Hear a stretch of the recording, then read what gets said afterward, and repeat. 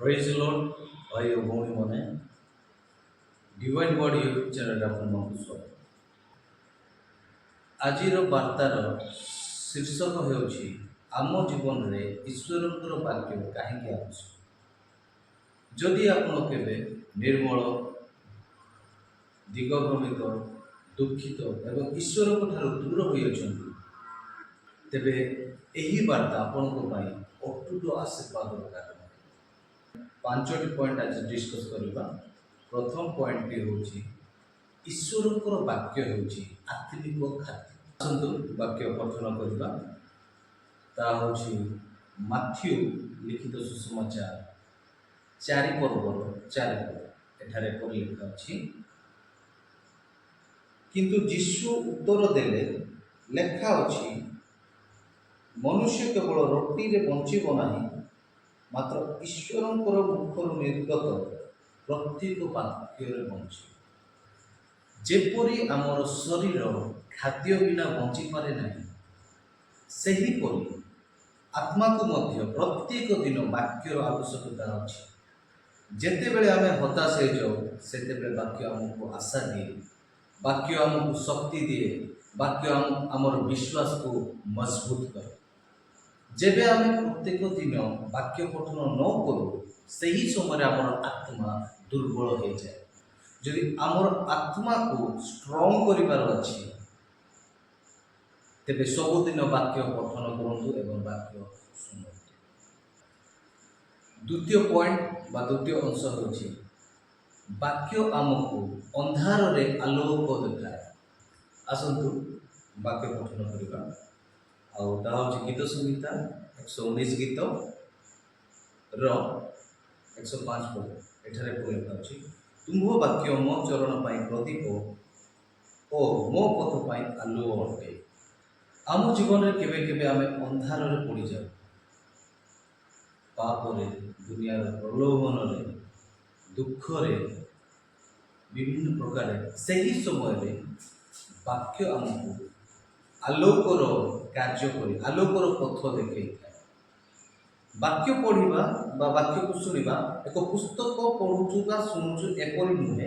ଏହାର ଅର୍ଥ ହେଉଛି ଈଶ୍ୱର ତାଙ୍କର ନିଜର କଥା ଆମ ହୃଦୟକୁ ଜଣାଉଛନ୍ତି ବା ଆମକୁ ଜଣାଉଛନ୍ତି। ଯଦି ଆପଣ ଅନ୍ଧକାରରେ ଅଛନ୍ତି, ଯଦି ଆପଣ ଦୁଃଖରେ ଅଛନ୍ତି, ତେବେ ବାକ୍ୟ ପଠନ କରନ୍ତୁ, ତେବେ ବାକ୍ୟ ଶୁଣନ୍ତୁ। ଏହା ଆଲୋକର ବାକ୍ୟ, ଏହା ତୁମକୁ ଆଲୋକ ପଥରେ ବଢ଼ାଇବ। ତୃତୀୟ ଅଂଶ ବା ତୃତୀୟ ପଏଣ୍ଟଟି ହେଉଛି ବାକ୍ୟ ଜୀବନକୁ ପରିବର୍ତ୍ତନ କରେ। ଆଉ ଥରେ, ବାକ୍ୟ ଜୀବନକୁ ପରିବର୍ତ୍ତନ କରେ।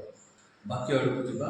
ରୋମିଓ 12 ପର୍ବର 2 ପଦ। ଏଠାରେ ପରି ଲେଖା ଅଛି, ତୁମ୍ଭେମାନେ ଏହି ବର୍ତ୍ତମାନ ଯୁଗର ଅନୁରୂପୀ ହୁଅ ନାହିଁ, କିନ୍ତୁ ଯେପରି ତୁମ୍ଭେମାନେ ଈଶ୍ୱରଙ୍କର ଇଚ୍ଛା କ'ଣ, ଅର୍ଥାତ୍ ଉତ୍ତମ, ସୁଗ୍ରାହ୍ୟ ଓ ସିଦ୍ଧ ବିଷୟ କ'ଣ, ଏହା ପରୀକ୍ଷା କରି ଜାଣିପାରିବ, ଏଥି ନିମନ୍ତେ ଆପଣ ଆପଣ ମନର ନୂତନକରଣ ଦ୍ୱାରା ପରିବର୍ତ୍ତିତ ହୁଅ। ଜୀବନର ପରିବର୍ତ୍ତନ କେଉଁଠୁ ଆସେ?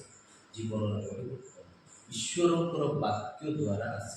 ଈଶ୍ୱରଙ୍କର ବାକ୍ୟ ପଠନ ଏବଂ ଈଶ୍ୱରଙ୍କର ବାକ୍ୟ ଶୁଣିବା ଦ୍ୱାରା ଜୀବନରେ ପରିବର୍ତ୍ତନ ଆସେ।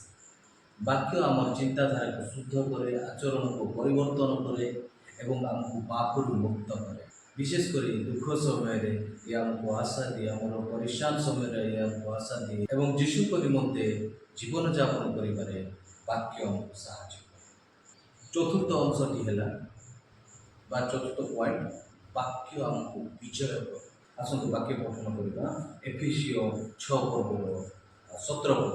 ଏଠାରେ ଲେଖା ଅଛି, ପୁଣି ପରିତ୍ରାଣର ରୂପ ଶିରସ୍ତ୍ରାଣ ପରିଧାନ କର ଓ ଆତ୍ମାଙ୍କ ଖଡ଼ଗ ଅର୍ଥାତ୍ ଈଶ୍ୱରଙ୍କର ବାକ୍ୟ ଧାରଣ କର। ବାକ୍ୟ ହେଉଛି ଆତ୍ମାର ଖଡ଼ଗ। ଯଦି ଆପଣ ଆତ୍ମିକ ଯୁଦ୍ଧରେ ଅଛନ୍ତି, ଶତ୍ରୁ ଶୈତାନ, ପରୀକ୍ଷା, ପ୍ରଲୋଭନ, ତେବେ ଆପଣଙ୍କର ଶସ୍ତ୍ର ହେଉଛି ବାକ୍ୟ। ବାକ୍ୟକୁ ଚିହ୍ନନ୍ତୁ, ବିଶ୍ୱାସ କରନ୍ତୁ ଏବଂ ଘୋଷଣା କରନ୍ତୁ। ପଞ୍ଚମ ପଏଣ୍ଟଟି ହେଉଛି ଈଶ୍ୱରଙ୍କର ବାକ୍ୟ ଜୀବନ ଏବଂ କାର୍ଯ୍ୟଶୀଳ। ଆସନ୍ତୁ ବାକ୍ୟ ଆଡ଼କୁ ଯିବା।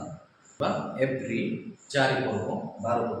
ଏଠାରେ ଲେଖା ଅଛି, କାରଣ ଈଶ୍ୱରଙ୍କର ବାକ୍ୟ ଜୀବନ୍ତ ଓ କାର୍ଯ୍ୟସାଧକ, ପୁଣି 2 ଧାର ଖଡ଼ଗ ଠାରୁ ତୀକ୍ଷ୍ଣତର ଆଉ ପ୍ରାଣ ଓ ଆତ୍ମା ଗନ୍ତି ଓ ମଜ୍ଜାର ବିଚ୍ଛେଦ ପର୍ଯ୍ୟନ୍ତ ପରିଭେଦକ ଓ ହୃଦୟର ଚିନ୍ତା ଓ ଭାବର ସୂକ୍ଷ୍ମ ବିଚାର ଅଟେ। ଈଶ୍ୱରଙ୍କର ବାକ୍ୟ ଯେକୌଣସି ଖଡ଼ଗ ଠାରୁ ବା ଖଣ୍ଡା ଠାରୁ ତାହା ଏହି ବାଇବଲ କେବଳ ଏକ ପୁସ୍ତକ ନୁହେଁ, ଏହା ପ୍ରଭୁ ଯୀଶୁଙ୍କର ଆମର ଈଶ୍ୱରଙ୍କର ଗୋଟେ ଜୀବନ୍ତ କଥା। ଆପଣ ଯେତେବେଳେ ବିଶ୍ୱାସର ସହିତ ନିଜେ ବାକ୍ୟ ପଠନ କରନ୍ତି ବା ପଢ଼ନ୍ତି ବା ଶୁଣନ୍ତି, ସେହି ସମୟରେ ପ୍ରଭୁ ନିଜେ ଆପଣଙ୍କ ସହିତ କଥାବାର୍ତ୍ତା କରୁଛନ୍ତି। ପ୍ରଭୁ ଆପଣଙ୍କୁ ଶିକ୍ଷା ଦିଅନ୍ତି, ସାନ୍ତ୍ୱନା ଦିଅନ୍ତି ଏବଂ ନିୟମିତ ଆପଣଙ୍କ ସହିତ କଥାବାର୍ତ୍ତା କରନ୍ତି। ତ ଆପଣ ଜାଣିପାରିଲେ ଆମ ଜୀବନରେ କାହିଁକି ବାକ୍ୟର ଆବଶ୍ୟକ ରହିଛି। ବାକ୍ୟ ହେଉଛି ଆମର ଆତ୍ମିକ ଖାଦ୍ୟ। ବାକ୍ୟ ଆମକୁ ଆଲୋକ ଦିଏ। ବାକ୍ୟ ଆମ ଜୀବନରେ ପରିବର୍ତ୍ତନ ଆଣେ। ବାକ୍ୟ ଆମକୁ ବିଜୟୀ କରେ ଏବଂ ବାକ୍ୟ ହେଉଛି ଜୀବନ୍ତ ଏବଂ ଶକ୍ତିଶାଳୀ। ଏହି ଦିବ୍ୟ ଉପହାରକୁ ଅବହେଳା କରନ୍ତୁ ନାହିଁ। ସବୁଦିନ ପ୍ରତିଦିନ ବାଇବଲ ପଢ଼ନ୍ତୁ, ବାକ୍ୟ ପଢ଼ନ୍ତୁ, ଶୁଣନ୍ତୁ, ଧ୍ୟାନ କରନ୍ତୁ ଏବଂ ଜୀବନରେ ଗୋଟେ ଶାନ୍ତିର ଏବଂ ପ୍ରଭୁଙ୍କର ଆଶୀର୍ବାଦ ସେ ସବୁ ବିଷୟକୁ ଅମଲ କରନ୍ତୁ।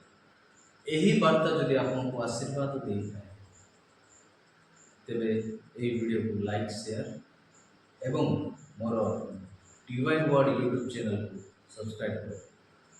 ଧନ୍ୟବାଦ। ପ୍ରାଇଜ୍ ଦ ଲର୍ଡ। ସମସ୍ତଙ୍କୁ ପ୍ରଭୁ ଆଶୀର୍ବାଦ କର। ଆମେନ୍।